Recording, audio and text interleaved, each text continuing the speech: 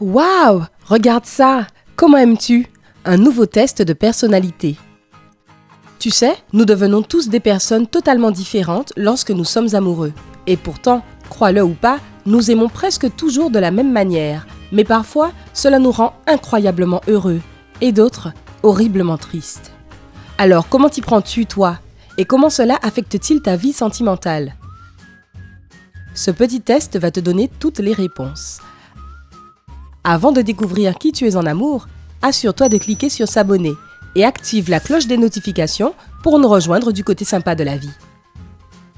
Bien, alors les règles de ce test sont plutôt simples. Je vais te poser 8 questions et te proposer 5 réponses complètement différentes qui correspondront aux lettres A, B, C, D et... Attends... E.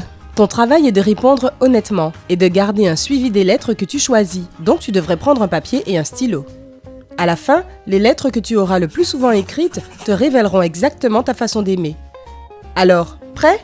Commençons. Question numéro 1. Comment exprimes-tu généralement ton amour? A. Je n'aime pas trop l'exprimer verbalement pour être honnête. Je pense que mon partenaire me comprend déjà et je l'ai choisi pour une bonne raison. B. Juste en disant « je t'aime » autant que possible. C. Juste en cajolant mon double et en passant du bon temps avec lui. D. Je préfère montrer mon amour au lieu de l'exprimer. Après tout, les mots sont totalement inutiles s'ils ne sont pas confirmés par des actions, non? E. Je lui donne souvent des petits cadeaux et j'essaie de tout faire pour que ma partenaire soit aussi heureux ou heureuse que possible.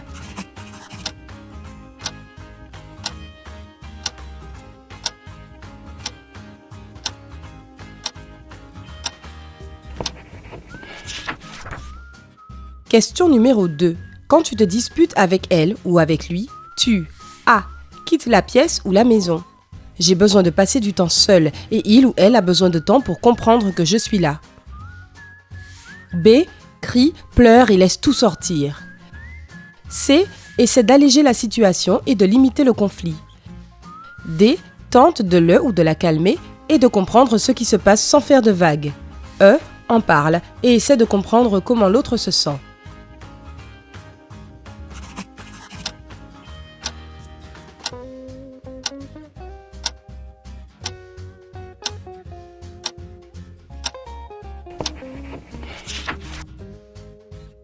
Question numéro 3. De combien de temps as-tu besoin pour te remettre d'une rupture? A. De quelques jours. Si cela n'a pas fonctionné, alors cela n'a pas fonctionné. B. Je n'accepte généralement pas la rupture tout de suite et j'essaie de tout faire pour retourner auprès de mon partenaire. C. Pas plus d'1 mois. Je me laisse aller durant cette période, mais pas au point de déprimer. D. Entre 1 et 3 mois. Je prends les relations plutôt au sérieux, donc j'ai besoin de temps pour oublier la personne précédente. E. Ça peut durer des mois comme des années. Je tombe rarement amoureux, mais quand c'est le cas, ça fait mal.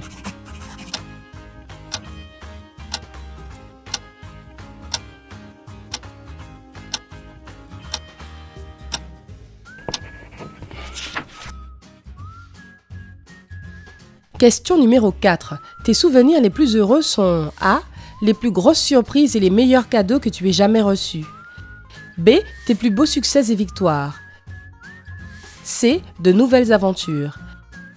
D. Des moments calmes et tranquilles avec tes amis et ta famille. E. Rendre les autres heureux et inspirés.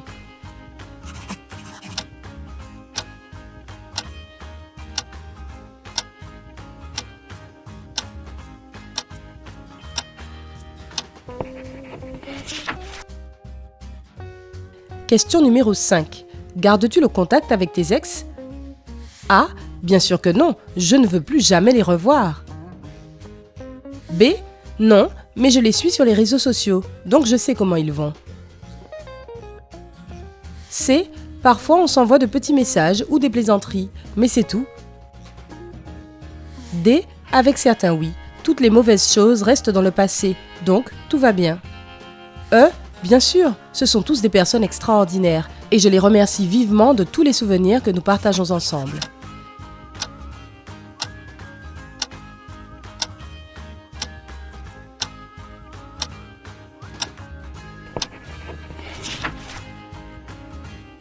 Question numéro 6. Qu'est-ce que tu aimes le plus dans tes relations? A. L'admiration. Je veux que mon partenaire m'adore. B. L'attention. Je n'y arrive pas si je ne me sens pas aimé. C. Du divertissement. Il n'y a rien de pire qu'une relation ennuyeuse. D. La compagnie. Le plus important pour moi, c'est de créer une union avec mon partenaire. E. La connexion. Je veux être avec quelqu'un qui me comprend et m'adopte totalement.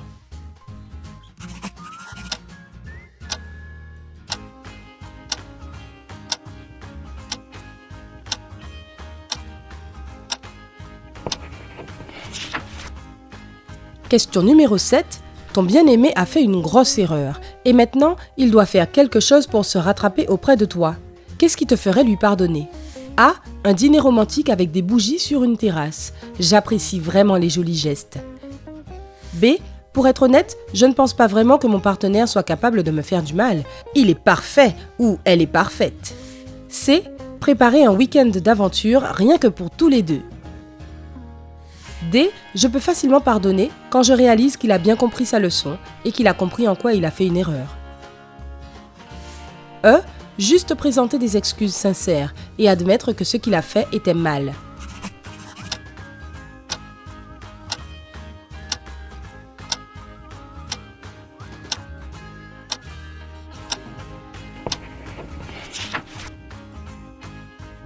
Question numéro 8. Que ressens-tu quand tu es célibataire? A. Je ne suis jamais restée seule bien longtemps. Je n'en ai aucune idée pour être honnête. B. C'est terrible. Je déteste être seule.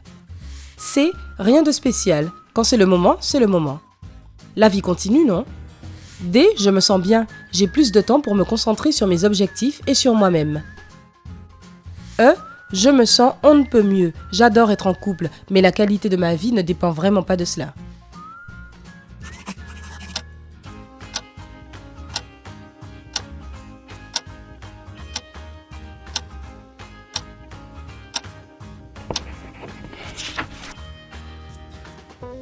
Nous avons terminé le test. Compte tes A, B, C, D et E et reviens pour connaître tes résultats.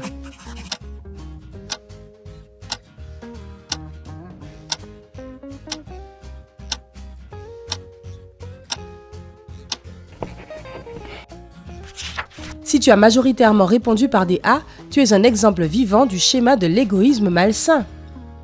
Pour dire les choses simplement, tu t'aimes beaucoup et tu aimes aussi la manière dont tu aimes les autres et leur amour dans une relation. Ainsi donc, tu n'es pas prêt à donner l'amour que tu reçois en retour. Tu dois être vénéré et admiré.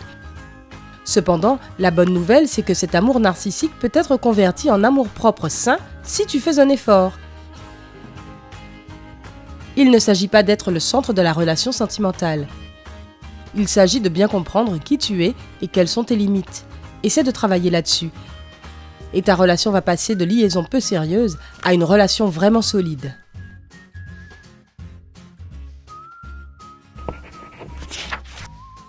Fan des réponses B, tu aimes de manière obsessive. Comme tu l'auras probablement deviné, ce n'est pas très bon non plus. Tu as besoin d'approbation dans ta relation. Et tu es prêt à aller loin pour cela. De plus, tu as du mal à faire confiance à ton partenaire, ce qui peut expliquer la possessivité, la jalousie et la codépendance. Bien sûr, aucune relation ne peut survivre à cet environnement vénéneux très longtemps. Donc, tu développes rarement des liens longue durée. Tu auras peut-être l'impression de vivre un cauchemar, mais si tu veux te libérer de ce cercle vicieux, tu dois passer du temps tout seul. Tu dois comprendre qui tu es et apprendre à être toi-même avant de commencer à construire quelque chose de sérieux avec quelqu'un. Sinon, tu continueras de batifoler sitôt que tu rencontreras un partenaire et tu te perdras totalement.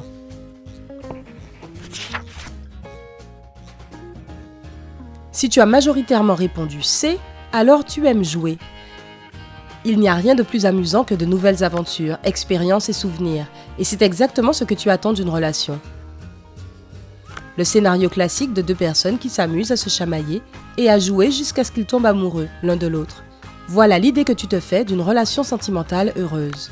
Tu veux quelqu'un qui te fera relever des défis et qui ajoutera du piment de temps en temps, car l'ennui, très peu pour toi.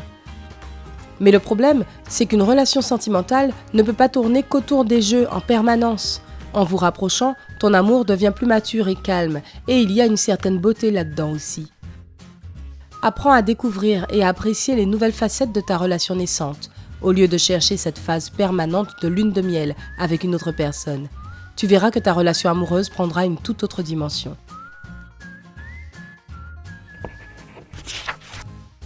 Si tu as surtout choisi D, l'amour réaliste, c'est vraiment ton truc. Tu sais être très mature en amour et tu sais exactement quand tu dois être patient et tolérant.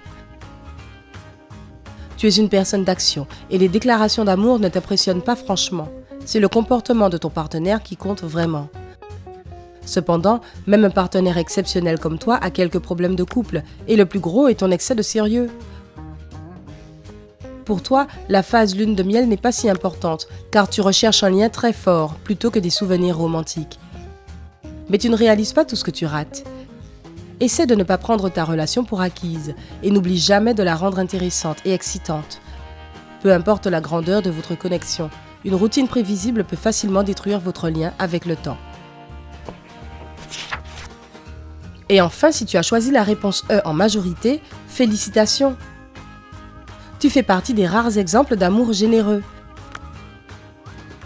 C'est considéré comme la plus grande forme d'amour. Tu n'es pas du genre à avoir beaucoup de coups de cœur, tu t'amouraches rarement et tu es toujours prêt à tout donner à ton partenaire, sans rien attendre en retour. Ta relation ne tourne pas qu'autour de toi ni de ton partenaire. Tu recherches l'unité, la connexion, être une équipe. Tu essaies de comprendre et de connaître l'autre à fond et c'est ce qui t'aide à former ce lien unique et sans prix. Continue comme ça, mais ne t'oublie pas non plus. Tu mérites quelqu'un qui te donnera ce sentiment de confort en retour. Donc ne perds pas ton temps avec des gens égoïstes.